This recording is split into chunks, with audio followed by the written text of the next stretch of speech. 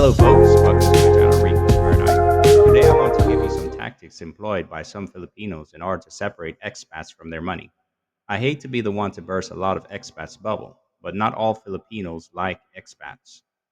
Perceptions can be deceiving at times if you're not careful. I am guilty of that myself. Not all Filipinos in the Philippines are like this, but it's enough of them that do unscrupulous things to make it extremely noticeable. Understanding the economic background is critical to understanding why some Filipinos may attempt to deceive expats for financial gain. A large portion of the population lives below the poverty line, and access to well paying jobs is limited. Some people believe that expats can bring financial stability. It is widely assumed that expats, particularly Westerners, have substantial financial resources. This perception may open a door to exploitation by those looking to improve their financial situation. Helping one's family is extremely important in Filipino culture. This can sometimes go too far, with family members pressuring people to pursue opportunities with expats. One common strategy is to persuade expats to provide financial support through family relationships, particularly daughters, nieces, or younger siblings. Some Filipinas or their families may encourage relationships with foreign men in order to earn money. Although the daughter may appear to be devoted and an affectionate partner, her true motivation is often financial. Families may fabricate or embellish stories of adversity, disease, or debt in order to gain an expat's sympathy and financial assistance. Once a relationship is established, the family may expect the expat to provide for both the partner and the extended family.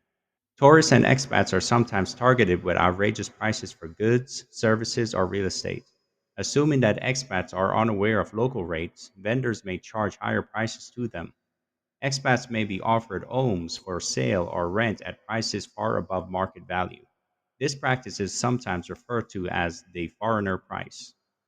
Legal and financial issues may arise in situations where the property is not even owned by the seller. Some individuals or organizations inflate official costs or charge fees for government services, business permits, and visa processing. Intricate schemes can be used to target expats seeking to invest in Philippine businesses or real estate. Dishonest locals may offer business partnerships only to embezzle funds or withdraw from the project after the expat has invested. Forged titles are a common type of real estate fraud. When expats buy land or property, they may later discover that the paperwork is not legitimate. The sophistication of online scams targeting expats has grown in tandem with the popularity of dating apps and social media. Scammers create phony profiles to dupe expats into sending money for fictitious emergencies or travel expenses. A reward like an inheritance or business opportunity is promised to the expat, but not before they have to pay a number of processing fees. In Filipino culture, it is customary to bring gifts or pasalubong when visiting someone's home. Expats who are unfamiliar with local customs and norms may make easy targets. Making the expat feel obligated to give expensive gifts or financial contributions is one way to capitalize on this. Expats may feel obligated to pay for fiestas, weddings, or christening in order to honor their partner's family and community. There are also numerous scams targeting expats specifically. These may include business ventures that turn out to be fronts for financial scams, investment opportunities, or promises of love. In love scams, a person establishes a relationship with an expat, usually online, and then uses that relationship to demand money under various guises, such as fictitious investments, medical emergencies, or travel expenses. Some people may pretend to be trustworthy business people and present enticing investment opportunities that turn out to be fraudulent. The scammer abruptly vanishes after financial transactions are completed, leaving the foreign investor with significant losses. These dishonest practices have numerous moral and legal consequences. Financial manipulation raises serious ethical concerns about consent and exploitation, particularly when it involves family or relationship issues. Furthermore, despite the Philippine government's law prohibiting scams and fraudulent activities, they are not consistently enforced, resulting in a culture that views these practices as opportunistic rather than illegal. To restore credibility and trust in the tourism industry, businesses must adhere to ethical standards. Scammers may face harsh legal consequences, but the socioeconomic appeal of quick money keeps the cycle going. Being vigilant is essential, but it is also critical to maintain civil relationships and avoid assuming bad intentions in every situation.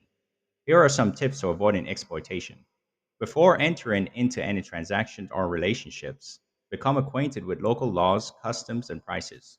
Join expat forums and communities to share stories and advice. Spend time developing relationships based on trust. Do not rush into commitments, especially if money is involved. People or families who discuss money, debts, or financial difficulties too soon should be avoided. Make certain that all financial transactions are legally recorded, especially when purchasing real estate. Collaborate with reputable agencies, attorneys, or agents when conducting business or real estate transactions. Make sure you understand who the people you meet online are and what their intentions are. Do not send money to people you have not met. When communicating, use secure channels and avoid disclosing personal or sensitive information. Refuse unreasonable requests for gifts or money in a polite but firm manner. Recognize that you are not obligated to provide for others simply because you are perceived to be wealthy, and learn to say no without feeling guilty. In conclusion, these deceptive practices are rooted in larger socioeconomic issues like poverty and economic inequality. Many people in the Philippines are struggling financially, which can lead them to justify using dubious methods to get out of their situation. Instead of being treated as individuals, expats may be viewed as economic opportunities, resulting in interactions that are more transactional than based on mutual respect. This can exacerbate the economic dynamics between these groups by creating a cycle of mistrust and exploitation in which expats are hesitant to interact with local communities.